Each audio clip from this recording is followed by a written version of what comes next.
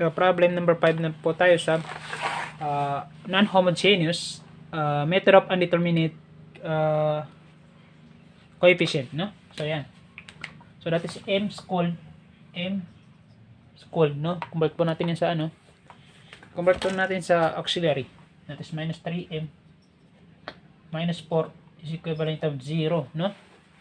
So, ngayon, ang gawin na lang natin dyan is i-factor out na lang natin by m minus 4 and m plus 1, no? Yan. Is equal to 0. So, that is m1 is equivalent to 4, then m2 is equivalent of negative 1. So, the yc is the complementary solution. That is c1 e to the 4x plus c2 e to the negative x, no? So, ngayon, ang yp is ano. So, ito yung hanapin natin yung yp, no? So, napa-static so frigid pa rin ako ngayon. So, yp is the particular solution of 30e to the power of 4x, no? So, dito, ito yung sinasabi ko kanina na paano kung repeated? Kasi totally repeated yan. So, sir, paano niyo nasabi na repeated yan? Eh, hindi naman magkapareho yung roots mo. Hindi ito yung tinutukoy ko. Ang tinutukoy kong repeated is repeated po yung ating complementary solution sa particular solution ng yp. So, tingnan niyo. Ang complementary solution natin, that is 4 root. So, tingnan niyo yung sa particular solution natin, that is 4x. So, alam natin na roots po yung exponent. So, positive 4. Ibig sabihin, magkapareho o yung repeated. Repeated po yung roots dito, pati roots dito. So, ngayon, paano yan pag repeated? So, pag repeated kasi dyan, ganito lang yan. So, ano ba yung natatandaan mo sa lesson mo sa repeated roots? Sir, ang natatandaan ko po pag repeated roots is nag-a-add lang po tayo ng x pag mag-repeat. So, ganun po yun. So, ano yung natatandaan nyo naman? Ang tanong, ano yung natatandaan nyo sa non-homogeneous method of indeterminate? Ang natatandaan ko sa pag e to the power of x, nagle-let po lang tayo ng yp is equivalent of a to the e to the power x. Yan po yung nililate nyo dun sa previous topic mo. Tama, yan po yung nililate po natin. Ito, pag wala yung pag hindi po repeated yung 4x o yung root, paano kung repeated? Sir, pag repeated po, ang ginagawa niyo naman sa repeated roots is naglalagay po kayo ng x dahil nag-repeat po yung roots. So, maglalagay po tayo ng x dito pag mag-repeat po yung roots sa indeterminate coefficient. So, ibig sabihin po, ang assumption lang po natin dito is e to the 4x. Kasi siyempre, ang x po is nag-repeat. So, ganun po yun. Pag nag-repeat, sobrang natin ito. So, pag nag-repeat, ganyan. So, ngayon, ang gawin natin, differentiate natin in twice dahil naka second degree. So, that is dyp is equivalent of, ano ba yung differentiate? Factor out natin yung a. Then, ito, atakihin nyo by product rule, no? So, yung udv plus bdu. So, that is x multiply by what? Multiply by 4e to the 4x. Bakit? Kasi siyempre, ang derivative ng exponential, sir, is yung mismong exponent ng isang exponential ang nagde-derive. Which is 4x. Ang derivative ng 4x, that is 4. So, yan. Plus b, which is 4x, no? Plus what? Plus b times derivative of u, which is derivative of x is 1. Yan. So, ngayon, simplify. So, simplify po natin. So, that is dyp. So, dyp, ngayon, ito, magiging what? Magiging x 4e to the 4x, di ba? Tama? Then, multiply mo dito, times 1, that is what? That is that is letter a, pati ako na ano na. Yan. So, that is first derivatives, no? So, that's why first derivative. So, ngayon, kunin natin yung second derivative. D squared yp, no? So, ito product ulit. Factor out natin yung a para madali siya ma-differentiate. So, u times derivative of b. That is what? That is 16, no? Tama ba? Kasi x, derivative of 4x is 4. 4 times 4, that is 16. 16e to the 4x. Plus u, which is, plus b pala, sorry, plus b, which is 4e, 4x times derivative of x, that is 1. No? Plus dito, ano ba yung derivatives nito? Ang derivatives nito, that is 4a e to the 4x, no? So, siguro marunong na kayo sa exponential, mag-derive ng exponential. No? Madali lang naman. So that is dyp o second derivatives. That is what? 16 times a. That is 16 a x e to the 4x, no? So ito, multiply mo, that is 4. 4a, kasi a, yung a factor at yan, multiply mo dito, that is 4a e to the 4x. Then that's, ito naman, magiging 4a e to the 4x, no? So yan, so i-sum up natin ito dahil pareho, that is 16. Tama ba? That is 16 po. So 16 a x, yan po yun yan po. So 4x, no? 4 plus 4, that is 8, no? That is 8. Tama ba? 8a e to the 4x. Yan. So ngayon, paano natin magpa yung mga anon? Sorry.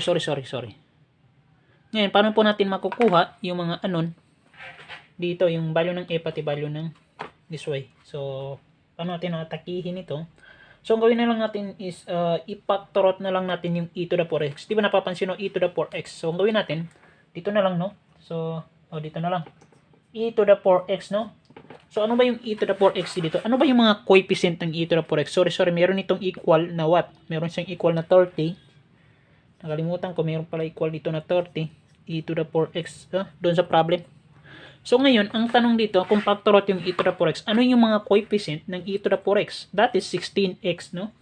O yung ano natin, ano ba tawag dito is, 16. Tingnan natin. Saan ba dito? Sorry, hindi pala pwedeng i-factor out yung e to the x dahil nakalimutan natin yung d squared.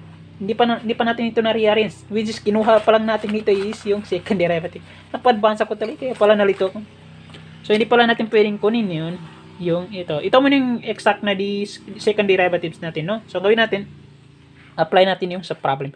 Ano yung nauna doon sa problem? That is second degree, yung d squared. So that is ito. So ngayon is lagay mo natin 16 ex e to the 4x, no? Plus 8 e to the 4x. So ngayon minus 3d, di ba? Minus 3d. So minus 3 multiply by what? Yung d, yung dyp, yung first derivatives. So that is ito, yung first derivative. Copy na lang natin. Ex 4 e to the 4x plus a e to the 4x, no? Minus 4. Dito na lang, siguro dito na lang. Minus 4 multiply by yp. Ito yun siya, no? Yung dyp natin. So, asan na yung yp? Ito pala, sorry. So, ito pala yun. Yp. So, that is multiply. So, direct na lang natin. Ax e to the 4x is equivalent of what? Equivalent of 30. Dito pala dapat nilalagay yung 30. Hindi yung kanina. Second derivative yung kanina. So, simplify po natin. 16 ax e to the 4x plus 8 a e to the 4x, no? So, yung negative 3 distribute natin sa loob. That is what? 3 ax. Sorry, hindi pala 3x. Check down natin. Tama ba ito? 4a. Ay, sorry. Ito hindi ko na-distribute. Dapat dito yung nakalagay. Sorry. Ito pala nakalagay. So, that is what? That is 4 dito. Sorry. Dito pala yan. So, yan. 3 times 4, that is 12. So, 12 dito. So, negative 12. Negative 12 ex, no? So, dito 3 times that is negative 3a. So, dito nakalimutan natin yung e to the 4x. So, that is 3a e to the 4x, no? So, minus what? Minus 4a x e to the 4x is equivalent of what? 30 e to the 4x, no? So, yan. So, ngayon yan. Gawin natin, sum up natin. Tingnan natin, ano ba makakancel natin dito? Tignan natin ang mga like terms. That is 16, negative 12. Tignan natin, 3, negative 3. Walang, double check natin ha. Mas maganda kasi double check. May nakaligtaan naman. So, that is 3. Nasa na yung 3? 3 times dy. 3 times what? Ito. So, ito negative 12 to positive 16, that is what? That is 6, tama ba? 6 ba? Check down natin 6 yan. Or 16, no? 16, 8, ito, that's why po 12. So check down natin, double check, 16 to 12, 8 ba yan?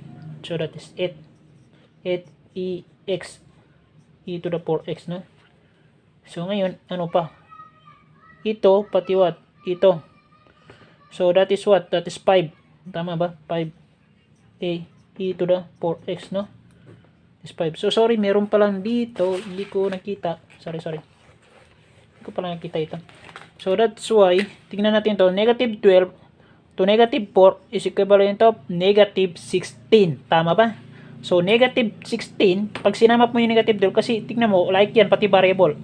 So pag sinama po yung negative 12 to negative 4, that is negative 16. Negative 16 to positive 16, that is 0. So 0 yan. Dahil dito, so ano yung tira? 8, pati what? Yung 3, negative 3. So that is 5, no? Lagyan mo na natin, i-rewrite para hindi kayo malito. E to the 4x. Then ano yung natira? That is negative 3a e to the 4x. Equivalent of 3, 30 pa lang. Yan, kasi na-cancel na ito. Pag sinama mo yung negative 12 sa negative 4, that is negative 16. To positive 16, that is 0. So ngayon ito, isasama mo, that is what? That is 5 a e to the 4x. Equivalent of 30. So madali na makuha yung ano natin, no? Konti na lang. So gawin natin, i-factor out natin yung ano. So tandaan lang ito. I-buray mo natin. I-factor out nyo muna yung e to the x. So that is e to the 4x. So total hindi naman factor. So that, ano yung may matira? Yung coefficient ng e, that is 5a. Ang coefficient ng e, that is 30. So a is equivalent of what? 30 divided 5 is equivalent of 6. So yan yung value ng a. No? Yan lang. Letter a lang naman yan. Letter a ba? So letter a lang. So that is the general solution. Tingnan natin, ang general solution, ibang general solution natin is y is equivalent of yc plus yp. So, ang yc natin, that is ito, yung c1, e to the 4x plus c2, e to the negative x, plus yp, which is yung a. Ano yung a? That is 6. So, plus 6, x, e to the 4x. So, yan. Ito na. Diba? Madali lang. Anong tandaan nyo na lang to? Pag nag-repeat yung complementary solution natin sa particular solution natin, which is yung yp, ang gagawin nyo lang, magdagdag lang kayo ng x, which is sa imaginary. Kaya po, mas nauna po yung topic na imaginary, para pagdating nyo po dito, may idea na po kayo kung kapag nag-repeat yung roots, no? Yung repeated roots pala. Kasi ito, combination ng tatlong auxiliary, which is distinct root, imaginary root, repeated roots. Combination nyo po ito para masagot nyo po ito. Pag may nalaktawan po kayo dun sa tatlo na yun, wala kayong pag-asa, masasagot yung